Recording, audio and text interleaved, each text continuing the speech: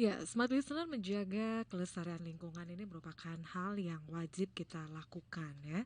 Saya kira banyak hal sih ya yang bisa kita lakukan dimulai dari hal-hal yang simpel ya. Misalnya saja tidak membuang sampah sembarangan. Kemudian hal lain yang bisa kita lakukan yaitu seperti yang dilakukan oleh ibu yang satu ini ya. Bagaimana ibu ini itu mengolah limbah perca menjadi suatu barang yang unik, smart listener. Nah, itulah yang dilakukan oleh Ibu Rini, salah satu pelaku usaha ataupun salah seorang pelaku usaha UMKM yang bagaimana dilakukannya sehingga ini perca yang diolahnya ini akhirnya itu bisa menjadi sesuatu barang yang unik ya, terutama untuk menambah pundi-pundi ekonomi keluarga. Nah, hari ini kita bersama dengan Ibu Rini, langsung saja ya kita sapa. Selamat sore, Assalamualaikum warahmatullahi wabarakatuh, Ibu Rini. Selamat sore Mbak Arianti. Waalaikumsalam warahmatullahi wabarakatuh. Bisa lebih dekat lagi dengan mic-nya Oh Ibu. iya. Gimana perjalanannya tadi Ibu dari rumah ke Smart FM? Ya cukup ini ya. Soalnya agak belum tahu lokasi dan Iya. banyak orang yang nggak paham juga. Cuma alhamdulillah nyampe. Ya, terima kasih ya Bu ya sudah hadir di studio. Ya Baik. sama-sama. Dan untuk sore hari ini tentunya untuk smart listener kita akan mendengarkan ya bagaimana kisah inspiratif dari Ibu Rini ini untuk memulai usahanya sehingga bisa seperti saat ini. Nah, sebelum kita mengetahui lagi nih gimana caranya nih Ibu Rini ya untuk bisa mengolah usaha ini dari perca ini menjadi suatu hal yang unik ini. Tapi sebelumnya saya ingin tahu dulu dong Bu, sebenarnya untuk tantangannya Bu, tantangan yang dirasakan oleh Ibu Rini nih untuk memulai usaha ini Bu, itu bisa diceritakan nggak sih? Kalau tantangannya sih, Dari awal ya. iya Ya. sebenarnya belum banyak komunitas yang bisa memanfaatkan perca.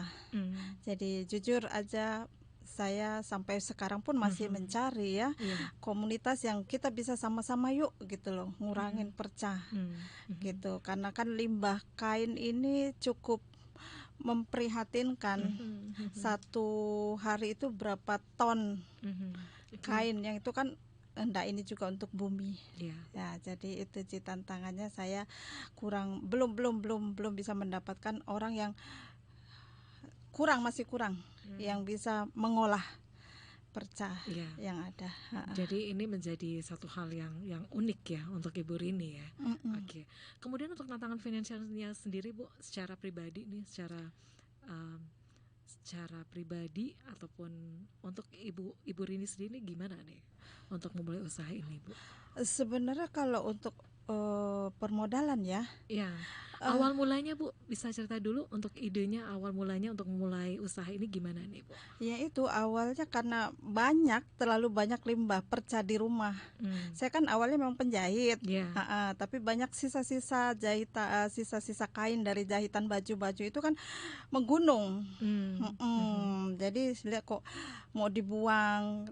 Kebetulan tempat pembuangan di goa itu juga biasa nggak terima gitu loh limbah dari kain ini. Jadi akhirnya saya pikir apa yang bisa saya lakukan dengan kain perca ini gitu kan. Jadi saya coba browsing, saya coba ini, kebetulan ketemu komunitas yang kebetulan di Jawa.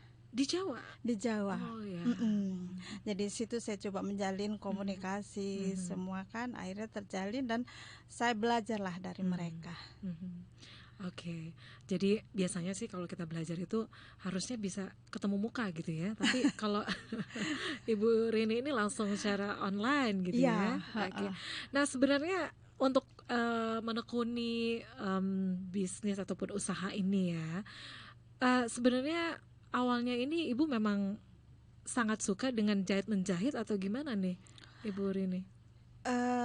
Dibilang sangat suka tidak, tapi memang saya sangat tertarik gitu. Saya cukup tertarik dengan ini, dengan usaha. Kebetulan saya juga punya orang tua dulu kan penjahit. Jadi saya coba mungkin bakat ya, bakat turunan kali ya Mbak ya. Cuma kan kalau misalkan orang ibu-ibu zaman dulu kan hanya menjahit ya jahit aja gitu kan, enggak terinspirasi atau tidak ada kreativitas lain untuk bisa menciptakan hal-hal yang baru dari perca itu sendiri. Gitu. Tapi Ibu dulunya bekerja juga atau gimana nih? Saya dulu bekerja di perusahaan multinasional, cukup 16 tahun. Tapi karena saya pikir tidak mungkin ya saya akan ikut dengan orang terus ya. Ada itu istilah, walaupun itu bisnis, walaupun itu kecil, setidaknya kita tetap menjadi owner untuk bisnis kita sendiri. Walaupun dulu saya bos di sana gitu kan ya, tetap saya harus ikut orang ya kan. Jadi saya keluarlah dari zona itu, saya memulai sendiri. Ini tidak mudah Ibu untuk ambil keputusan seperti itu ya. Iya kan? Iya betul. Di satu sisi kita sudah merasa dengan posisi yang nyaman gitu kan. Terus harus punya keberanian juga Bu untuk langsung banting setir gitu kan. Itu gimana Ibu lalui itu? Ya kebetulan saya alhamdulillah ketemu orang-orang yang baik, ketemu orang-orang yang selalu support. Di sini saya secara khusus juga sampaikan terima kasih banyak buat Ibu Andi Oci Alepudin. Dia yang mengajak saya untuk terjun ke dunia UMKM sebenarnya. Jadi beliau yang mensupport, yang mendorong kami, khususnya saya ya di sini untuk bagaimana terus berkreasi dengan perca-perca yang ada yang memang untuk wilayah Makassar sendiri khususnya itu belum banyak yang bisa memanfaatkan hal itu gitu. Jadi memang support ya dari orang-orang sekitar. Itu untuk sebelum ya bertemu dengan Ibu Oci ya, tentu untuk dukungan keluarga juga ini sangat besar dong. Ini gimana nih langsung tiba-tiba nih sudah mempunyai banyak kesibukan gitu kan, keluar kota gitu kan dengan posisi yang posisi manajer gitu kan. Nah gimana nih Bu? Ada pertentangan diri sendiri atau dari pasangan mungkin atau gimana Bu? Dari sang suami? Alhamdulillah pasangan juga membebaskan. Membebaskan apa yang menjadi keputusan saya itu. Jadi ya seperti tadi saya bilang, saya tidak saya berterima kasih sekali dengan orang-orang yang ada di sekeliling saya yang memang betul-betul mensupport dari sisi waktu, tenaga, apa semua terutama suami, pasangan dan anak-anak. Alhamdulillah cukup paham dengan kegiatan bundanya sampai hari ini. Kemarin juga ada workshop 3 hari dengan Rumah BUMN BRI, itu mereka easy going aja, santai. Jadi memang disupport ya oleh orang-orang sekitar ya, terutama anak-anak, kemudian suami ya Ibu Rini ya. Kemudian ini kan pertentangan biasanya ya untuk banting setir ya dari menjadi karyawan kemudian untuk memulai usaha sendiri gitu kan. Di tahun-tahun pertama ya itu memang gimana Bu? Itu kan untuk usaha itu kan naik turun gitu kan. Nah Ibu sendiri gimana nih untuk mensiasatinya? Saya terjun ke UKM kan, ikut aktif di UMKM. Jadi kebetulan saya juga masuk dalam binaan dinas koperasi provinsi Sulsel. Mereka biasa mengadakan event, bazar. Nah itu saya ikuti. Jadi semua saya ikuti hanya untuk memperkenalkan. Memang jarang ada yang beli, tapi itulah momen dimana saya memperkenalkan produk saya. Jadi tambah sering, tambah ikut terus aja gitu ya.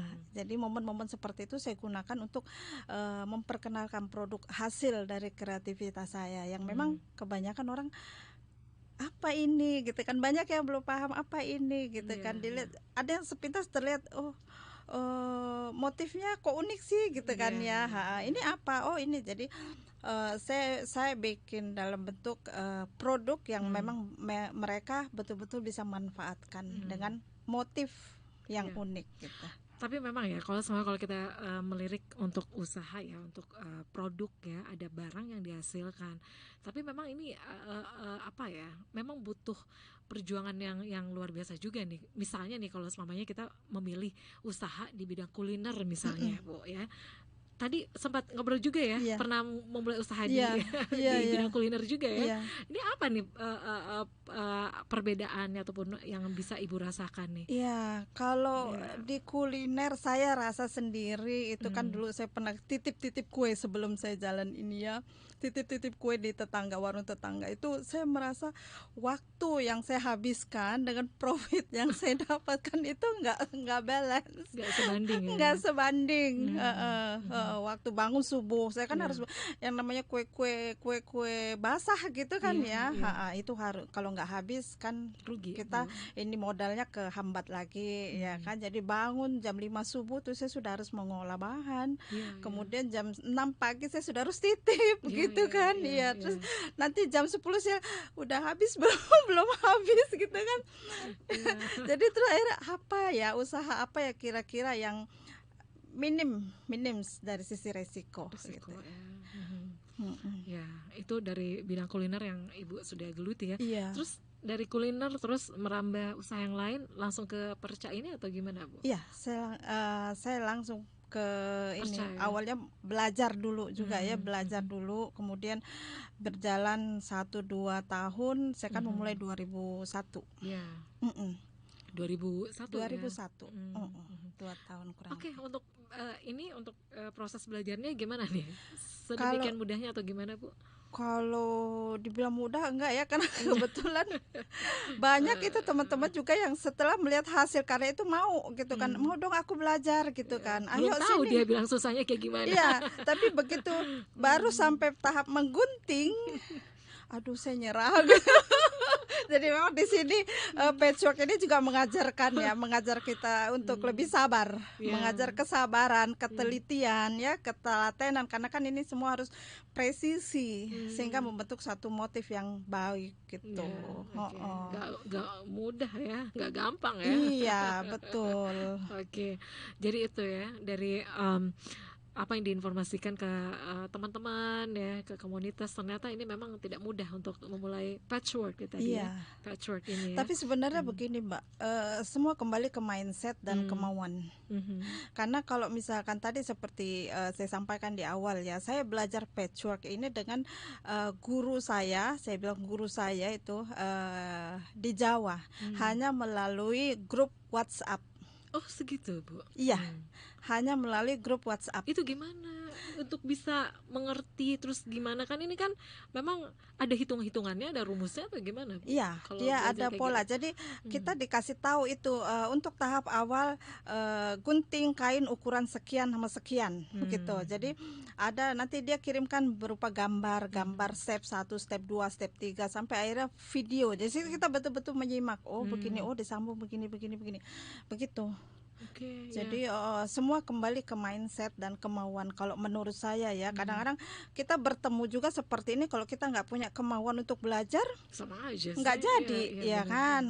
Jadi walaupun orangnya jauh di sana, kalau memang kita ada niat dan kemauan, tekad, insya Allah jadi. Gitu. Itu berapa lama Bu untuk bisa belajar secara online? Kemarin itu project pertama saya dengan waktu waktu WS online itu untuk belajar secara online 1 bulan. 1 bulan. 1 bulan itu. Oke. Jadi itu ya. Jadi untuk belajar pola ya, kemudian perlu ketelitian, kesabaran Karena kan sebenarnya yang begini ini kita paham basicnya saja sebenarnya sudah cukup. Basicnya itu ya basicnya itu bagaimana kita menggunting ya kan, ini harus ukurannya harus sama begini presisi ya, harus sama seimbang Iya. Untuk membuat pola itu pelajaran selanjutnya atau gimana yang untuk menjadi basic juga ini atau gimana? Kalau dari pemateri dia langsung kasih 1 pola yang sebenarnya sekarang pun kita bisa belajar secara gratis karena banyak media-media yang kayak seperti Pinterest. Nah, di situ sudah banyak sekali contoh-contoh yang kita bisa bikin, tinggal kita kreasikan saja. Ini kalau selama belajar secara online ini butuh waktu berapa jam nih Bu? Tergantung. Tergantung, kalau saya bilang saya nggak bisa bilang bilang ini berapa lama kan tergantung dari kemauan itu. Karena sampai hari ini pun saya biasa masih terima WA, masih terima ini bilang ajarin dong, tapi itu hanya sebuah kemauan, tapi belum betul-betul menjadi sebuah tekad untuk belajar. Kalau saya menurut saya di situ. Jadi kalau misalkan betul-betul ada keinginan sih sebenarnya 1 hari pun selesai. Kemarin saya workshop 1 hari pun banyak yang sudah jadi. Bisa gitu ya, bisa. Banyak. Saya mikirnya gini Bu, kalau semuanya ini belajar secara online gitu kan, ini gimana nih yang urusan dapur siapa yang nanganin? Iya kan? Iya, kalau sekarang sih mah gampang Mbak jadi ibu rumah tangga ya. Kalau urus ya begituan gitu ya? Ya kan intinya kan ada duit ya Mbak ya. Jadi kalau ada duit makanya saya ini jadi motivasi ya kan, jadi motivasi buat saya pribadi juga gitu kan ya. Kalau misalkan kita punya kemapanan secara ekonomi ya kan, insya Allah sih semuanya bisa lebih kita atur begitu, lebih dipermudah gitu ya. Sekarang kan semua sudah gampang ya, tapi memang harus ada uang. Itu yang menjadi motivasi gitu ya Bu ya. Harus ada acuannya. Oh ya benar-benar. Oke, kita break dulu ya untuk sesaat ya Ibu Rini dan Smart Listener. Untuk hari ini kita masih ngobrol ya bersama dengan Ibu Rini ya, owner dari Queenku Collection ya. Nah, Smart Listener, jangan kemana-mana, kami akan kembali sesaat lagi.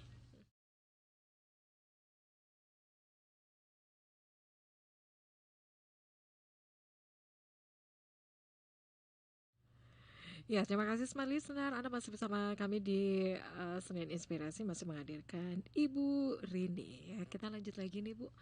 Tadi seperti diinformasikan juga nih bahwa memang harus mempunyai tekad, kemauan ya yang kuat untuk bisa mencapai apa yang ingin kita inginkan ya. Nah, kalau kita kembali lagi nih Bu Rini ya, pernah nggak sih di satu waktu Ibu Rini yang dulu gitu kan pernah ngerasain yang benar-benar susah ya untuk membeli sesuatu gitu Bu, dalam artian secara ekonomi ini sangat terbatas gitu Bu, benar-benar nggak punya uang gitu, pernah nggak sih Bu? Ya. Sebenarnya hal seperti ini ya, mungkin semua ibu-ibu atau semua orang tua, khususnya para emak-emak lah ya, saya yakin pernah mengalami gitu kan ya, karena biaya hidup sekarang tuh nggak rendah Mbak, ya kan, tinggi. Kemudian gaji suami juga, yang namanya suami kan paling cari uang kasih, dia nggak tanya cukup apa enggak gitu kan. Dan satu pesan dari orang tua saya dulu, dalam berumah tangga jangan sampai kamu berkelahi atau ribut masalah ekonomi. Itu yang menjadi pegangan saya. Jadi cukup nggak cukup ya saya harus kelola, dan memang faktanya tidak cukup zaman sekarang gitu kan ya. Jadi terpaksa lah gitu kan ya, kita harus cari jalan keluar begitu. Cari jalan keluar dengan apa yang kita miliki gitu ya.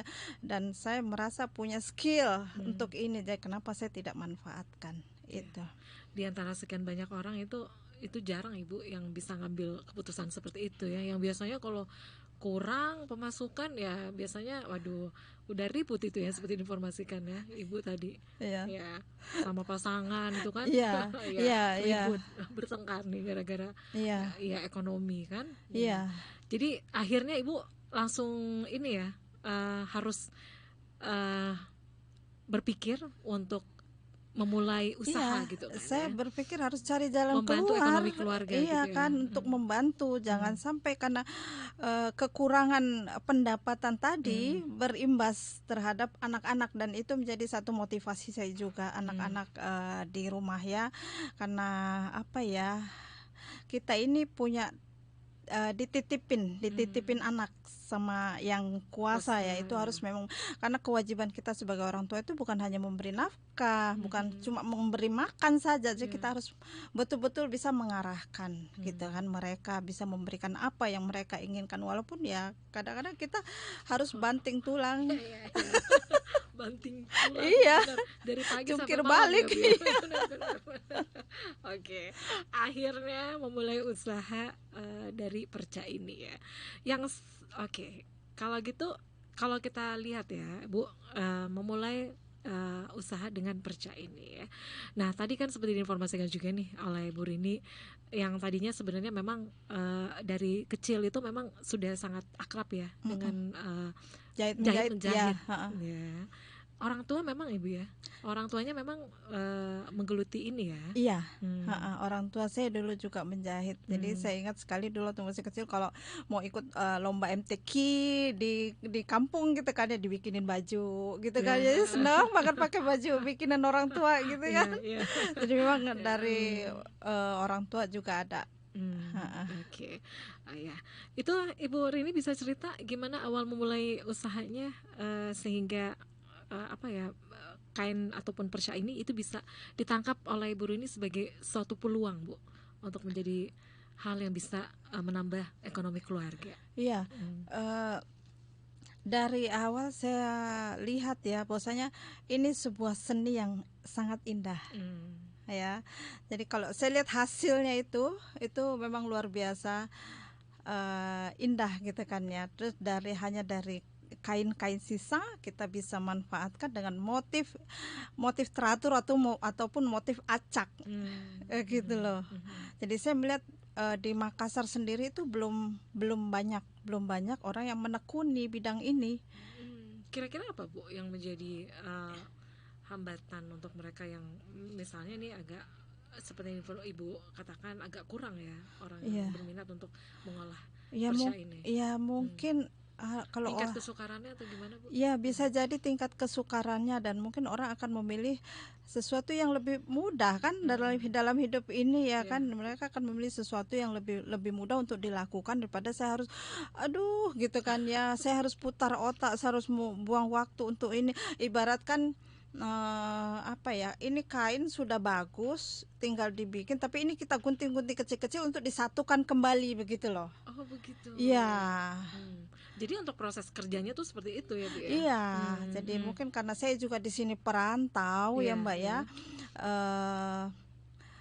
Kalau tahu kan kalau perantau itu kan kalau sudah merantau mau pulang ke kampung tuh nggak ada apa-apa tuh kan kayak malu gitu kayak. Jadi ini jadi satu pembuktian juga buat saya ya bahwasanya saya harus berhasil, dan saya melihat peluang bisnis ini cukup besar. Menjanjikan. Oke. Bu, ini berartinya ini harus cerita dulu nih untuk bisa tadi seperti diinformasikan untuk bisa menggabungkan ya sisa-sisa kain ini menjadi suatu kain yang akhirnya bisa berbentuk seperti ini. Ini bisa diangkat Bu? Boleh. Okay. Ya. Jadi smart listener ini bisa melihat secara langsung ya. Ini hanya ya. Jadi ini kain perca. Ini kan motifnya beda-beda nih. Ini motifnya beda-beda Bu ya. Ini dari banyak macam motif kain sebenarnya. Jadi sisa-sisa kain itu saya gunting kecil-kecil, kemudian dengan ukuran yang sama, kecil-kecil dengan ukuran yang sama, baru kemudian saya jadikan satu jadi sebuah motif seperti ini. Ya. Oke, ya. Jadi ini gimana nih? Kalau melihat ini perpaduan warnanya keren juga sih ya, unik gitu ya. Ini gimana nih cara buatnya nih Bu? Ya, jadi sebenarnya ini tergantung kita melihat juga ya Mbak ya. Kadang-kadang ini nggak mesti harus dengan merah atau putih gitu kan. Jadi kalau misalnya saya sistem kerja saya begini. Jadi kalau misalnya ada sisa kain perca itu saya kelompokkan berdasarkan warna. Berdasarkan warna dan berdasarkan jenis kain, karena tidak semua jenis kain kita bisa pakai untuk patchwork seperti ini. Kenapa, dia lebih Kenapa? Iya, karena kan kalau kain-kain yang licin itu kan akan sangat sulit sekali dijahit. Dibentuk ya? Iya, dibentuk ya kan. Bisa dijahit tapi dia nggak begitu baik hasilnya. Jadi ini kita lebih mengutamakan kain katun. Makanya saya bilang kalau misalkan ada perca-perca begitu, saya akan klasifikasikan berdasarkan warna dan jenis kainnya. Jadi itu kalau sudah terkumpul baru saya akan olah membuat motif yang seperti ada dalam pikiran saja gitu. Itu jadi ada idenya gitu ya Bu ya. Jadi itu berapa lama Bu untuk ngumpulin kain-kain yang memang sesuai dengan bahannya yang bisa dibuat seperti ini Bu? Kalau berapa lama sih ya tergantung. Kalau saya sendiri kalau misalkan sudah terkumpul contoh kayak 5 macam jelly roll dengan motif yang berbeda-beda atau dengan ukuran panjang yang cukup panjang, itu saya sudah bisa bikin tas, tote bag, begitu kan, atau sarung bantal, atau mungkin kayak yang celemek-celemek di dapur atau alas-alas, begitu kan.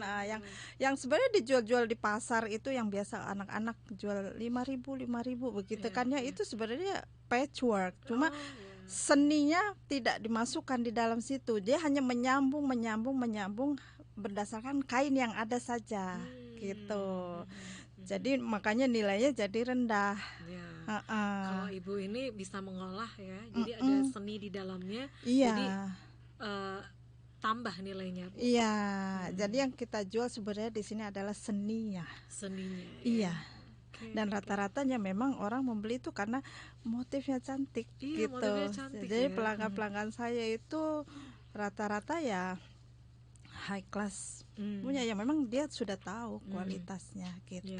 Kalau saya lihat ini bahannya juga enak ya dipakai ya Bu ya. Ini apa nih Bu? Ini katun. Katun. Ini apa nih? Selimut atau apa?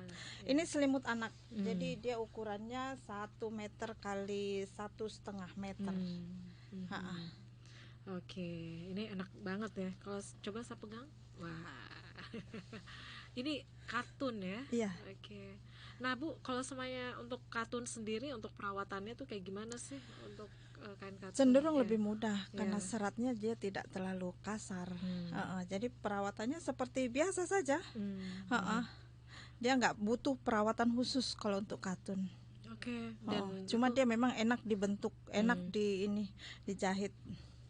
Kalau misalkan untuk kerajinan seperti ini umumnya. Nah, selain selimut ya yang sudah dibuat, apa aja sih Bu yang dibuat? Banyak intinya yang berbahan dasar kain saya bisa bikin. Buat ya? Iya. Atau memang apa ya, yang awalnya tuh membuat tas aja, kemudian ada masukan lagi Bu Rini kenapa bukan cuma tas aja yang dibuat, buat ini dong atau apa gitu?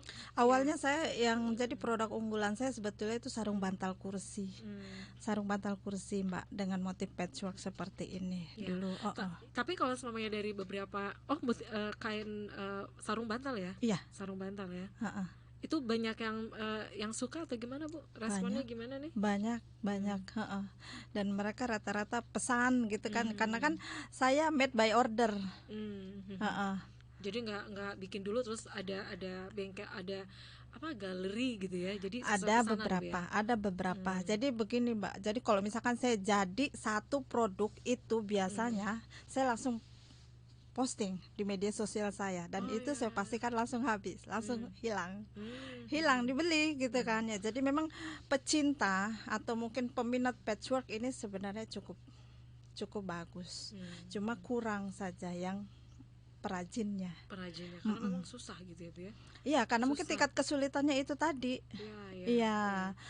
Saya pribadi sih punya misi sebenarnya, kalau kita bisa membentuk sebuah komunitas yang seperti ini, insya Allah kita akan banjiri Makassar dengan kerajinan seperti ini. Patchwork ya Bu ya. Iya, patchwork. Jadi memang mereka yang mau terlibat di dalamnya, yang pembuatnya itu memang agak susah ya, karena memang butuh ketelitian. Betul butuh keinginan dan kemauan yang kuat untuk belajar membuat ini. Itu memang ada dijahit tangan atau pakai jahitan mesin ini Bu? Enggak, jahit mesin. Jahit mesin ini. Tapi yang kesukarannya itu untuk bisa menyatukan ini Bu ya? Iya, karena ini ada tekniknya supaya dia bisa presisi ketemu ujung sama ujungnya begitu kan. Ya, seperti ini kan dia harus ketemu. Kalau nggak ketemu motifnya jadinya buyar. Tingkat kesulitannya di situ ya. Ini kalau buat kayak gini berapa lama Bu? Itu di malam hari atau Kalau tanpa iklan, saya bilang tanpa iklan karena kan kita orang ibu rumah tangga ya, banyak iklan. Kerjaan ya. Jadi kerjaan lain-lain itu saya bilang iklan. Itu tanpa iklan ini 3 hari, insya Allah selesai. Tapi kalau udah iklan 1 minggu baru banyak yang recokin nih Bu ya. Oke. Kita break lagi ya untuk sesaat ya, dan Smart Listener mungkin ada juga yang tertarik ya untuk ya ingin belajar nih untuk kerajinan patchwork gitu patchwork ya. Itu bisa nanya langsung dong ya bersama dengan Ibu Rini di sini. Sekali lagi langsung aja di line WhatsApp ya di 0811461011 dan juga untuk live chat ya di channel YouTube Smart FM Makassar. Anda jangan kemana-mana, kami akan kembali sesaat lagi.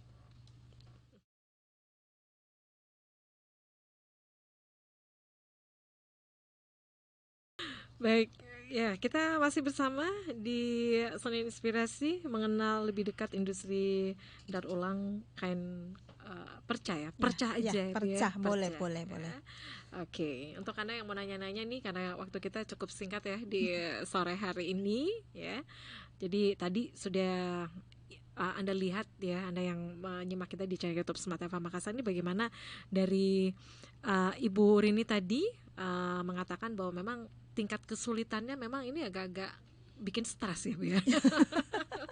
Sehingga banyak yang menyerah untuk membuat kerajinan seperti ini ya. Oke.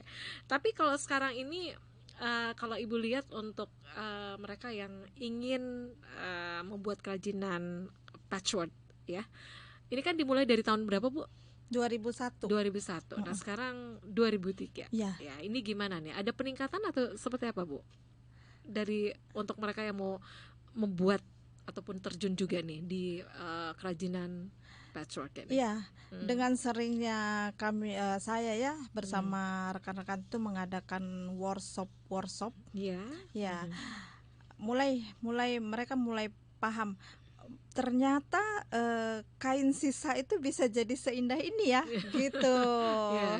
Jadi progresnya sih sampai di situ, baru sampai di situ.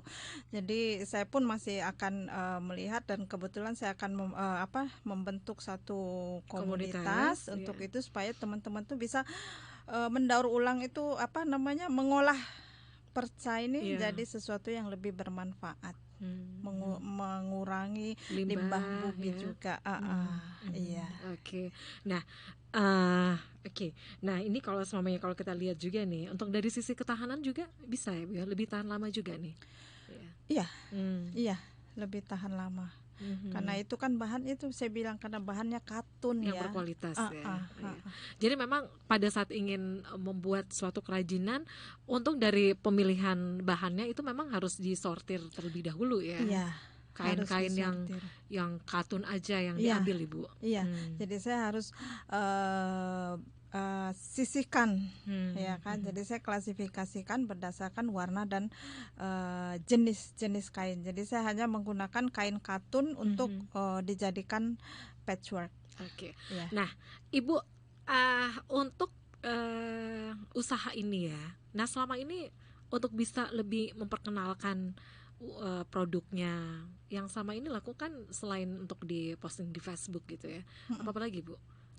Saya mengikuti pameran, kemudian kan kayak platform digital itu kan sekarang kan kita memang UKM diarahkan untuk bisa menguasai digital ya. Jadi kayak Shopee kita juga masuk ke situ. Ada kerjasama juga ya dengan beberapa multiplatform buka toko, apalagi sekarang kan kayak TikTok juga. Jadi semua platform digital kita pakai untuk media pemasaran. Instagram juga ada. Apa nih Bu nama Instagram? Marini.ningsih. Bisa diulang lagi? Marini.ningsih. Jadi kalau selama ini Smart Listener sekarang lagi menyimak ya perbincangan kita ini, langsung mau lihat nih ya hasil karya dari Ibu Rini, itu langsung aja ke IG, follow di Instagramnya di Marini.ningsih. Kalau di Facebook juga Boleh ya. Boleh. Ya, tapi kalau semuanya ada ingin menonton langsung ya ke channel YouTube Smart FM Makassar. Kita live ya untuk sore ini. Oke, itu tadi ya. Jadi untuk pemasarannya itu secara offline juga ya Bu ya. Offline juga dilakukan Bu? Offline, online iya. Gitu ya. Nah, kalau sama ini yang sudah memesan kerajinan dari Ibu Rini di mana aja Bu? Di wilayah Makassar aja atau gimana? Luar kota, luar provinsi, biasa saya dapat pesanan juga.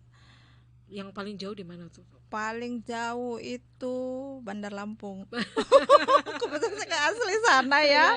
Jadi itu teman-teman tuh yang sekarang itu pada nggak percaya. Dulu kan seorangnya tomboy apa gini kan, nggak nyangka gitu kalau bisa. Ya namanya orang hidup ya kan pasti berkembang gitu kan. Jadi biasa bagus. Pesan dong. Ternyata Ibu dulu tomboy gitu ya. Ini langsung gitu ya, feminim gitu ya. Karena langsung berubah drastis. Oke. Nah ini untuk dari segi bahan bakunya itu semua dengan mudah didapatkan atau gimana Bu? Ya alhamdulillah, kebetulan kan karena saya punya komunitas penjahit di sini. Biasa teman-teman juga bagi kasih gitu kan ya, untuk yang bisa saya gunakan sebagai bahan baku. Oke. Nah pasti smart listener juga ini penasaran gitu ya, kalau tadi ya untuk kualitasnya juga yang pilihan gitu kan, kemudian untuk membuatnya ini juga itu sangat unik gitu, ada seni di dalamnya. Tentu berapa nih Bu? Kalau penasaran ya? Iya karena kan saya untuk satu sarung bantal itu pun tahapannya saya banyak. Jadi di atas saya bikin patchwork motif atas, kemudian saya lapisi lagi dengan dakron, saya lapisi lagi dengan kain puring, baru saya cover dengan jadi banyak tahap-tahap yang mesti saya lakukan. Disitulah prosesnya gitu kan ya. Jadi kalau untuk satu set sarung bantal kursi dengan 5 pieces itu ya, dengan satu buah taplak meja itu Rp250.000. Ini menjadi produk unggulan ya Bu ya? Ya, itu produk unggulan saya. Dan juga banyak yang minat, yang suka ya. Alhamdulillah. 250.000. Nah ini kalau semuanya nih ya, kalau tadi untuk pemasarannya kan ini secara online offline gitu ya. Ibu Rini sendiri punya galeri sendiri di rumah atau gimana? Kebetulan kalau di rumah ada. Jadi hanya sebuah etalase doang, buat pajangan produk. Jadi kalau semuanya untuk yang dipajang di etalase itu semua ya, beragam jenis kerajinan tangan ya Bu? Iya, yang dari perca, dari yang kecil sampai yang besar. Oke. Dari kreasi ini Bu, hal-hal apa saja sih yang misalnya Ibu ini sudah dapatkan ya? Misalnya nih udah bisa apa nih hasil dari usaha ini Bu? Dari patchwork ya, sebenarnya kalau dibilang hasil, saya kepuasan, saya puas. Saya puas bisa menyalurkan bakat dan ini saya ya, seni kreativitas saya di sini. Ini itu nilai yang sebenarnya tidak bisa saya ukur gitu kan ya. Kalau misalkan dari passionnya di situ gitu ya. Iya, kalau misalkan dari finansial ya alhamdulillah bisa membantu perekonomian keluarga. Iya, jadi nggak pusing lagi dengan entertain anak sekarang ya. Kan anak bunda mau ke sana, betul, kan itu, butuh benar. Yang memang harus kita alokasikan gitu. Ya alhamdulillah dari kerajinan ini, usaha ini saya enggak terlalu pusing lagi mikirin hal-hal tersebut. Gitu ya. Iya Bu, apalagi pada saat libur ya seperti saat ini kan. Wow, sedikit-sedikit Bu kesini dong. Jadi terkadang saya juga mengajarkan buat anak saya, kalau memang kamu mau uang, kamu harus kerja. Jadi biasa saya suruh dia gunting-gunting kain. Terus diberdayakan juga ya. Iya, benar. Jadi itu kita sebagai orang tua harus bisa menjadi pendamping ya buat anak-anak. Kita harus jadi contoh. Kita harus mengajarkan sesuatu sebelum mereka tuh terjun langsung ke lapangan. Karena kan anak-anak sekarang taunya hanya sekolah gitu kan. Di luar itu nanti mereka harus bersaing dengan dunia kerja gitu. Jadi saya tanamkan bahwa saya memiliki skill itu penting. Ya, jadi yang sekarang kamu pelajari ya ini saja dulu, tapi kan kamu sudah tahu hasilnya nanti. Nah dari situ kamu juga bisa dapat uang jajan lebih. Benar ya. Jadi jangan cuma minta duit lagi terus ya untuk beli kuota gitu kan ya. Betul. Oke, jadi memang bisa beli kuota sendiri gitu kan akhirnya Bu ya. Iya. Ini sangat ya menarik ya perbincangan kita di sore hari ini. Mungkin dari Ibu Rini sendiri nih, karena waktu kita 5 menit lagi ke depan Bu, apa yang ingin disampaikan ya untuk ibu-ibu rumah tangga, ibu-ibu yang ada di luar sana nih yang mungkin memilih ya seperti yang Ibu Rini lakukan ya, yang sebenarnya sudah mempunyai posisi yang enak gitu ya di bekerja di dalam suatu perusahaan, tapi dengan keyakinan ataupun tujuan ataupun keinginan yang kuat yang ingin Ibu raih yang lain ya apa Bu? Ya, jadi saya pikir sebagai individu kita juga menginginkan sebuah kehidupan yang lebih baik, ya kan. Jadi segala sesuatu itu kita tidak bisa dapatkan dengan mudah. Di era yang sekarang ini setiap individu harus mempunyai skill, itu tidak bisa dibantah, ya kan. Apapun itu skillnya yang baik kita harus memiliki. Jadi dengan skill itu kita bisa berdiri di atas kaki kita sendiri. Yang kita harus bisa mengantisipasi sesuatu yang memang akan terjadi. Saat ini kan ya alhamdulillah ya kan pasangan masih ada. Suatu saat kalau kita hanya bergantung pada pasangan kita saja dan kita tidak memiliki skill, kita sudah bisa bayangkan kedepannya seperti apa. Iya benar-benar. Ya, jadi saya sangat terbuka dengan hal ini. Sekiranya ada ibu-ibu apa yang mau bergabung join ya kan atau mau belajar, saya dengan senang hati saya akan membuka diri untuk bisa bergabung dengan saya mempelajari ini. Oke. Ya. Itu langsung aja telepon ya Bu Rini ya. Baik, iya. Tertarik ya. Iya, Patchwork ya. Baik. Sekali lagi terima kasih ya Bu ya sudah hadir di Smart FM. Sama-sama. Oke, jadi sekali lagi nih Smart Listener, kalau semuanya mau langsung juga nih berkunjung ke galeri dari Ibu Rini di mana nih Bu? Di BTN Jenek Talasa Blok C8 nomor 3. Palangga Goa. Oke, dengan nama usahanya Queen Key Collection. Nah, ini juga unik nih Bu ya. Harusnya kita bahas juga nih. Iya, itu nama anak saya, anak saya yang terakhir. Oh, yang terakhir, yang pertama Bu? Enggak, yang terakhir. Oke. Nah, Smart Listener, apa yang kita perbincangkan untuk hari ini semoga juga menambah insight Anda ya. Ya. Dari usaha patchwork ini semoga ini juga bisa menjadi salah satu peluang usaha untuk Anda ya. Dan ingat kalau semuanya Anda tertarik ya untuk mempelajari kerajaan ini, langsung aja telepon. Untuk nomor WhatsApp-nya ada juga Bu? Ada di 0852 422 45350. Oke. Ya. Dan sekali lagi nih Smart Listener, untuk Anda yang mau kembali melihat tayangan ulangnya itu langsung aja ya di channel YouTube Smart FM Makassar. Sekali lagi terima kasih ya Bu Rini. Terima kasih. Sukses untuk usahanya Bu ya. Oke. Dan Smart Listener, demikian untuk perbincangan kita sore hari ini di Senin Inspirasi bersama sekali lagi Ibu Rini, owner dari Queen Key Collection. Dan saya Mirza Arianti pamit. Selamat malam dan sampai jumpa. Sampai jumpa.